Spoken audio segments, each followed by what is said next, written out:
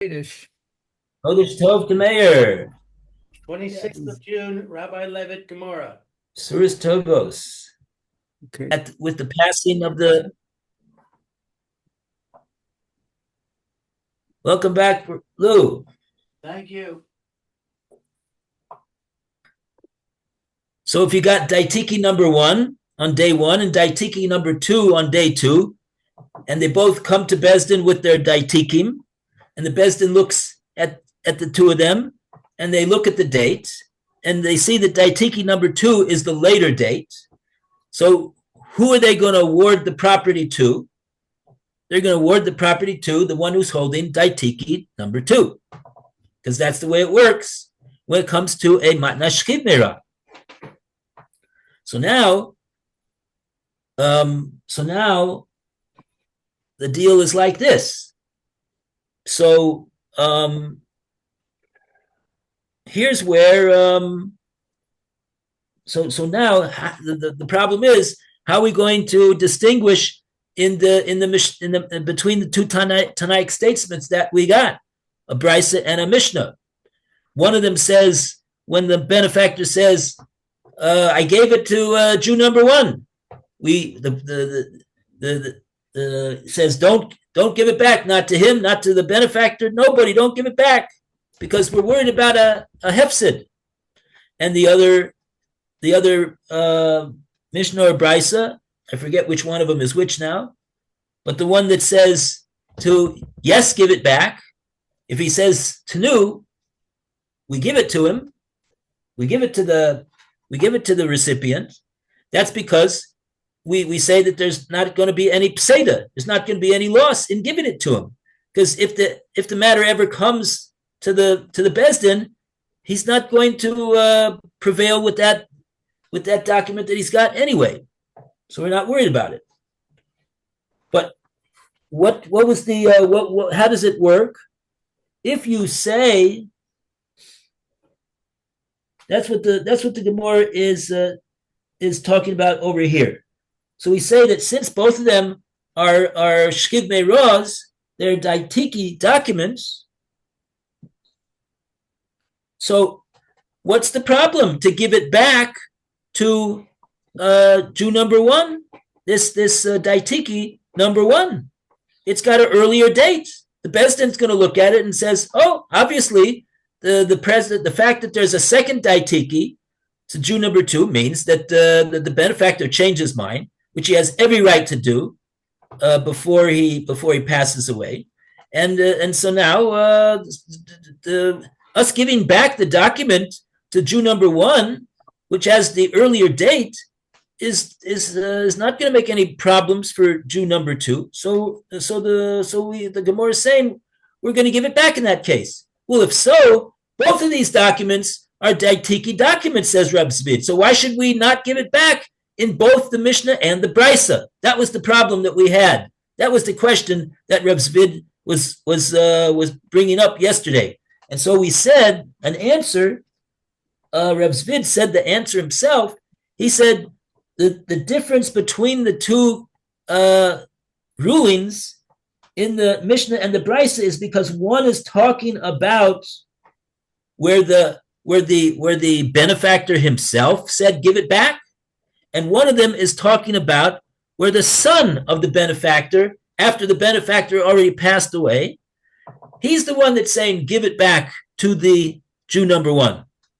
And like that, we can account for a difference in the two Brisa and the Mishnah, that one of them says give it back and the other one says don't give it back. That's the general picture. And now the Gemora is speaking out in the case of the Brisa. So we're gonna see what it says over here with the Brisa. Kika Tani, the Brisa. And this is, like I said, it's the last fourth of the page on Yud Tes Amud Beis. And the first word on the line is Mikama. So we're going to read from the beginning of this Kikad Tani B'Braisa. Okay, so Roy, would you like to read? Kikad Tani Vivaresa. But when the Brisa teaches, FLP Sheshaniyam, Sheshanihim, Modim. But when the Brisa teaches, even though both parties agree that the will belongs to the beneficiary, lo yachazir lo lezeh velo lozeh. The finder should not return the will to either party. Bivaresa, it refers to bivaray, it refers to a case where the benefactor died of his illness and his son instructs us to return the will. In this case, we do not return it.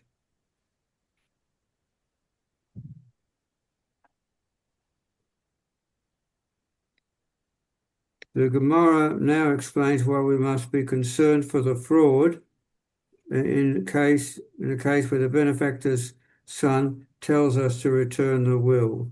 So we'll go on to that. Oh.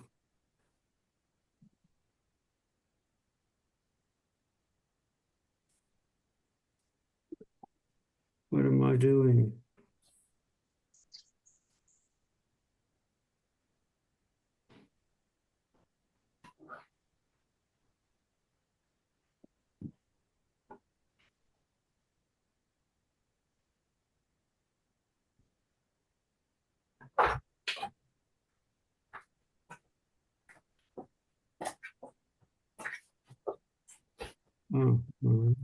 Okay, sorry.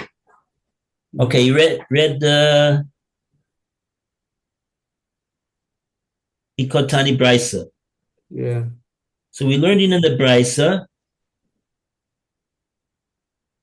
that even though the two of them, the benefactor and the recipient, both agree that the benefactor did give the document to the recipient, we don't give it back, not to the recipient, not to the benefactor. Where is that's what it says in the Brisa. So now we need to identify which is the case that this Brisa rules in that way. So the Gemora says this is talking about the case where it's in fact the one that's saying give it back to the Jew number one is not the actual benefactor that wrote the document, but it is the son of the benefactor. Now, what does that mean? What's the problem? Why don't we give it back? Because we say, I'm reading Dilma Kasav Avua Lahai. Maybe what happened was that the father had this document written to this Jew number one, and then after he wrote it, Imlach, he decided that he's not going to give it to him. He never gave it to him in his whole life. He never gave him this document. And then, subsequent to that, Basar Avua. Now, this is kind of funny language over here. Basar Avua, after the father. Basar Avua, one second. Ubasar Avua Kasav Ihu Inish Achrina.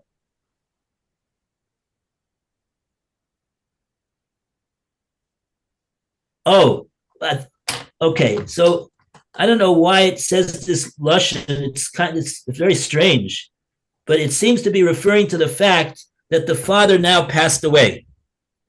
Basar Avua means father. That's okay, but Basar means after the father. I guess the Gemora doesn't want to mention that he passed away, but the Gemora does mention such things in the Gemora in other places. Whatever. That's what it means that's what it's got to mean over here. Basar Avua means after the father passed away. Then Kasav Ihu, then he wrote, who's he now? It's not the father, he passed away. So the Ihu is he is referring to the son. Who inherited the property? Who got the property with the passing of the father? Not Jew number one. He never gave the document to Jew number one. He never gave it to him. He changed his mind, even though he wrote a document to Jew number one. He never gave it to him. So that's that. So who got the property? The inheritors. Who's the inheritor? The son.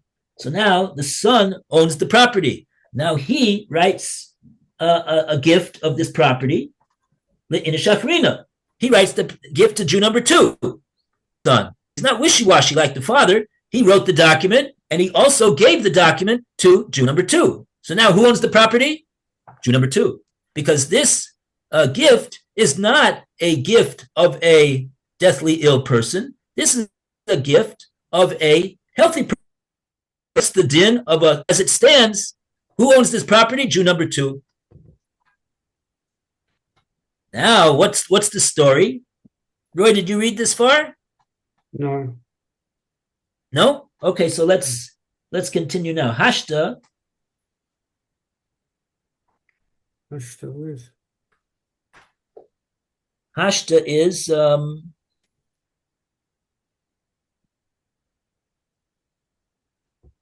We should be up to Tamrinon. Where? She called Tana. Hashta is the fourth word in the first wide line. Hashta. Cool. Oh. Where's that in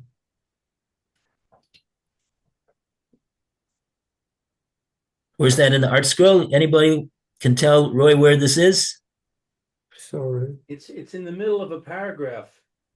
Yeah. It's on 19b2 on the right-hand column. Yeah, I've got that. From the bottom, count up 1, 2, 3, 4, 5, 6, 7, 8 lines. Oh yes, thank you. So we said then the son, having inherited the property, wrote a gift document in which he granted the property to another person. And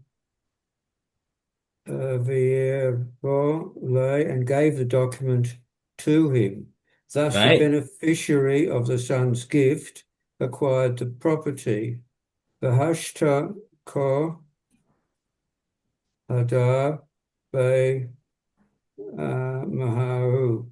Our concern is that the son now wishes to retract the gift that he gave to the second person. Since he cannot do it legally, he's perhaps attempting to do it fraudulently. So the Gemora now describes how the son intends to accomplish this. Sova, the son reasons, Mahadar lo motsena hadaras no be. The son reasons, since, referring to 19b3, since I am unable to retract my gift legally, Amar lahu, I will tell the court that they will therefore return the document to him. Benazil, Benafik, Mina, then we will be able to go and take away the property from the beneficiary of my gift. The key, because if my father's beneficiary of the property, since the will indicates that I did not inherit, and I will then divide with him the proceeds of this illicit seizure. Thus, by returning the will, we may be assisting the son in the perpetration of a fraud. Therefore, the Braisa rules that in such a case, we do not return the will. Okay.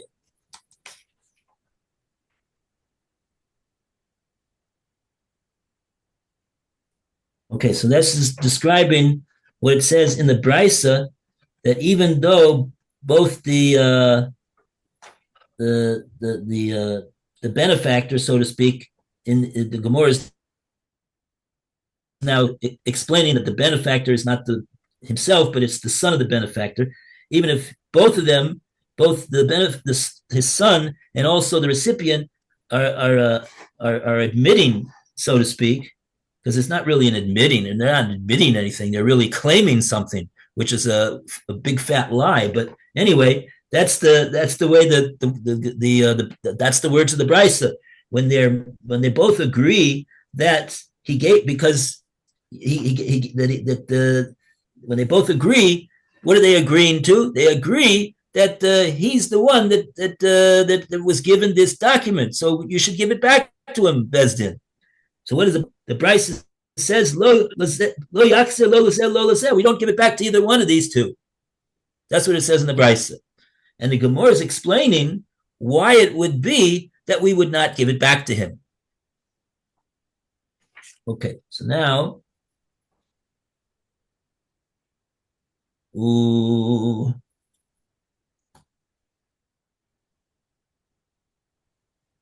we're in the, let's just conclude what it says in the Gemara, even though it's going to not be so short.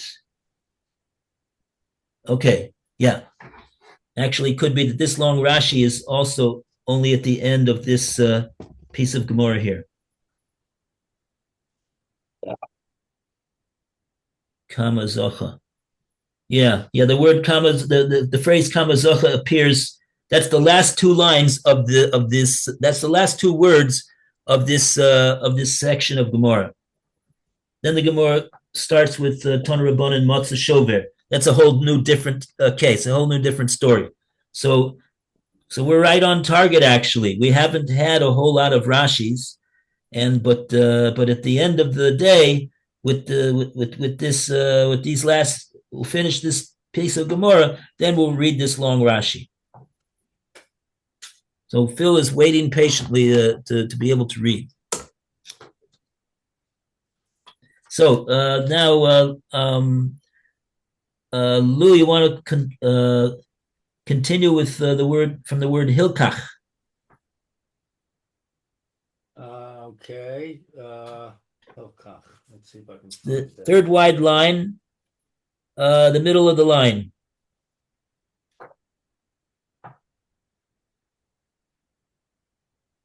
Hilkach. Amrinon lay. The Gemora now records the response to the son who instructs them to return the will. Due to this concern, we tell the son, Anan hai kisava lo yahavinan le lahai. We will not give this document to your free. Didilma michtav kisave avuha.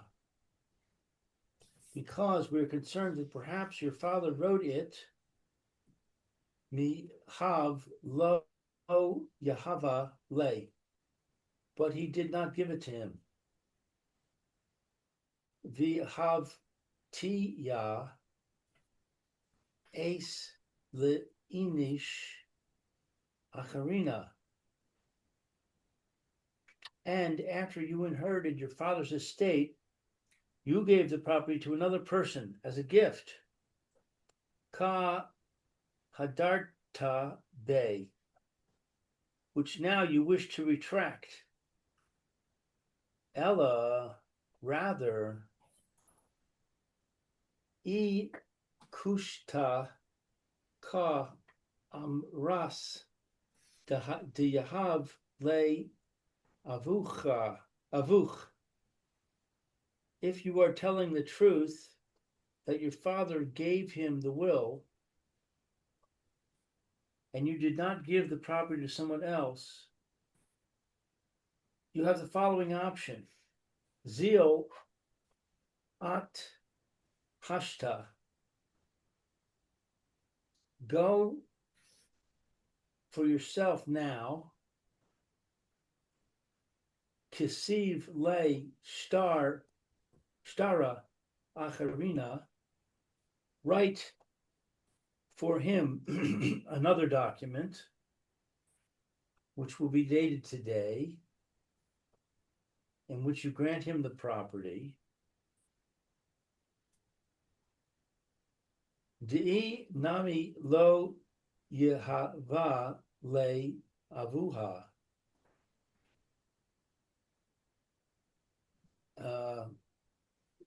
But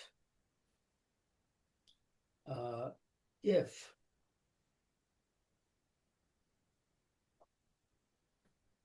you are lying and your father did not give him the will, uchesavte at leinish acharina, and you wrote a gift document in which you granted the property to another person, leis ba peseda, no loss will result from this new document, because tekama uvatra,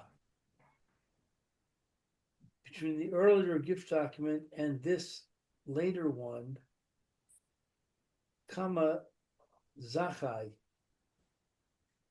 the first one will prevail.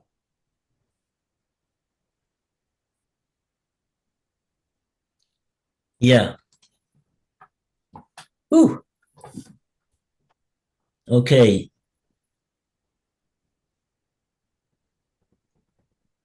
Got the general idea over here. Should we go over this calculation again? Okay. I think so. Okay, so now remember, we're explaining the reason why the Brisa, when the Brisa says that when both of them agree, meaning that they both the son of the benefactor as well as the recipient are agreeing that he got the document and it should be given to him, as between the two of them, we don't listen to them. We don't give the document out. Right? The document was found in the shuk. We don't give the document back. So what exactly happened? The father wrote the document and did not give it? Right. Well, the thing is like this. What if we have to distinguish? We have to distinguish between what actually happened and what the Beis Din is worried might have happened. Does the Beis Din know for a fact what happened? No, they don't know. Right? They're not prophets. They don't really know. Right. But what the Gemora is pointing out over here is that we have a concern that maybe the following scenario might have happened. And for that reason that we're concerned that maybe that scenario might have happened, that's the reason why we're not going to give the document back to Jew number one.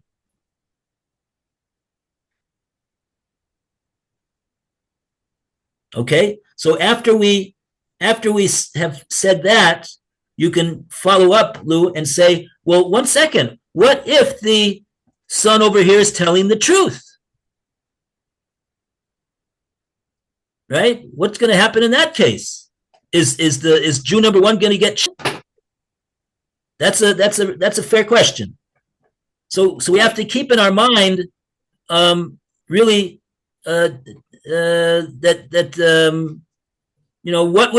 should be the din if this happened, and what should be the din if that happened. And we'll see how it is that the Gemara explains the rationale for the din of the brisa. Okay, so far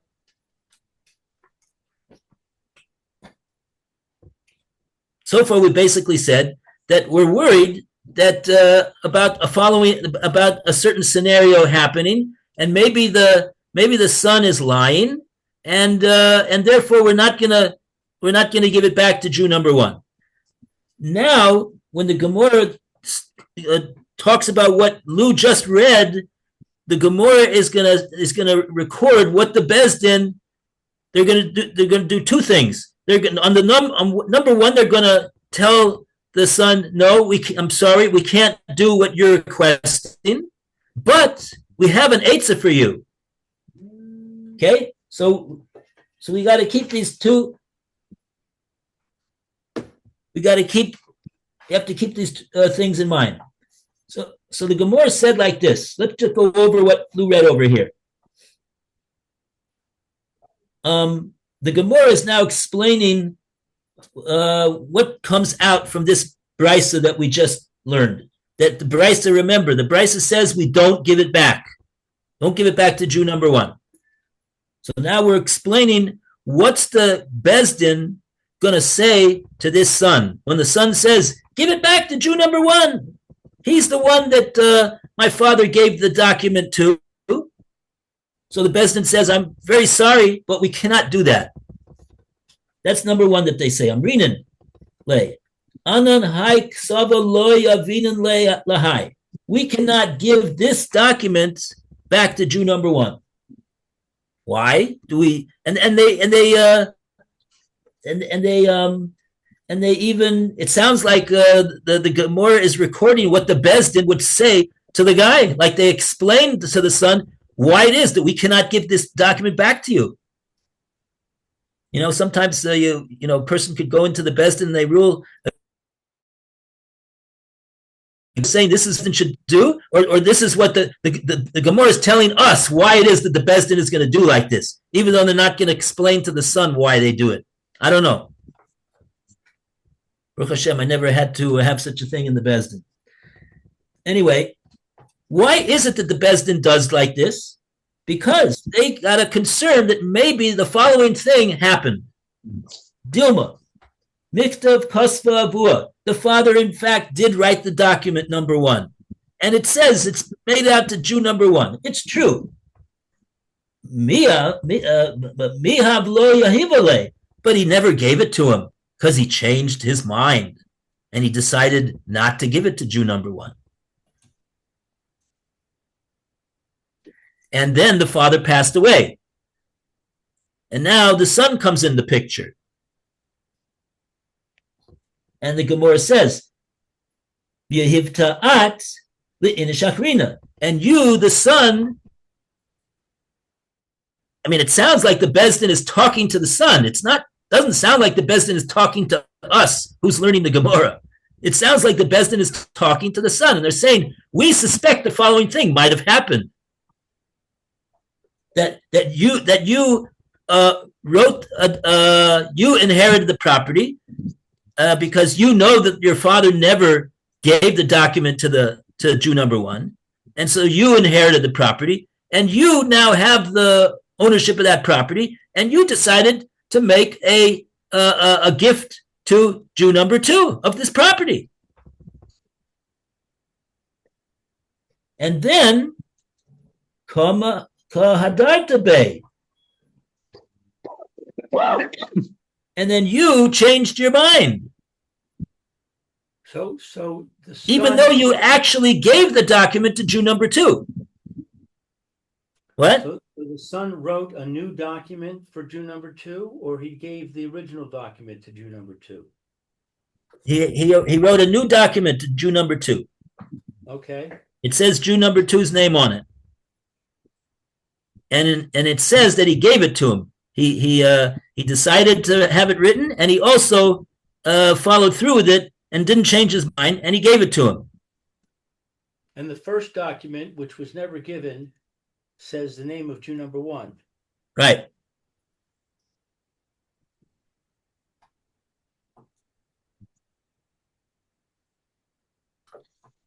Okay.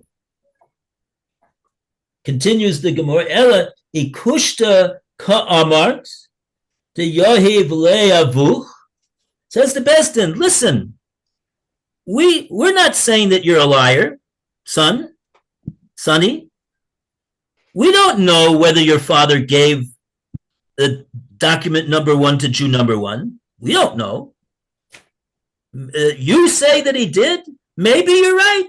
Maybe he did give it to him. We don't know. You may know. But in any case, if it is true that your father gave the document to Jew number one, right?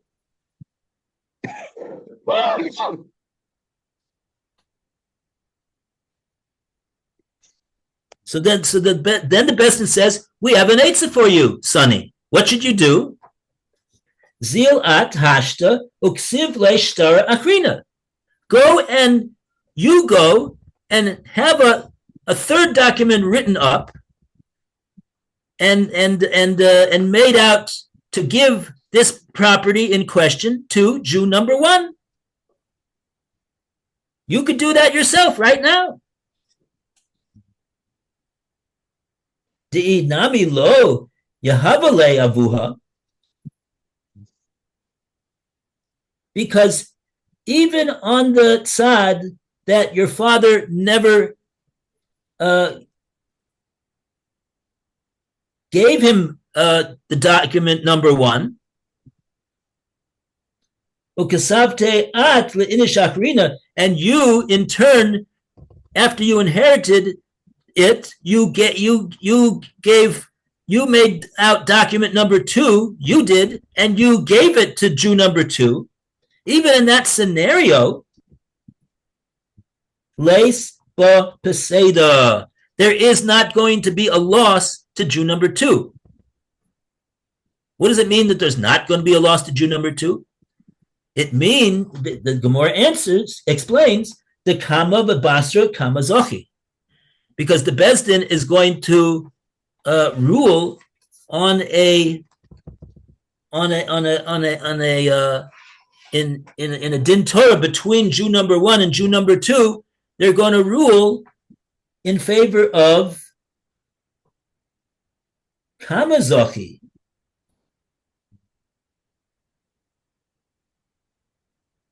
They're going to rule in favor of Jew number one. Oh boy, that's a surprise to me. I didn't realize that the Gemora was going to say that. Oh boy. I think we're out of time. Okay. Shabbat shalom. Okay, we'll continue with this later on. Kodesh Tov. Shabbat shalom. Good Shabbos. Chodesh Tov. Chodesh Bracha Tov. v'tzlocha. Chodesh Tov and good Shabbos. Right. Bye.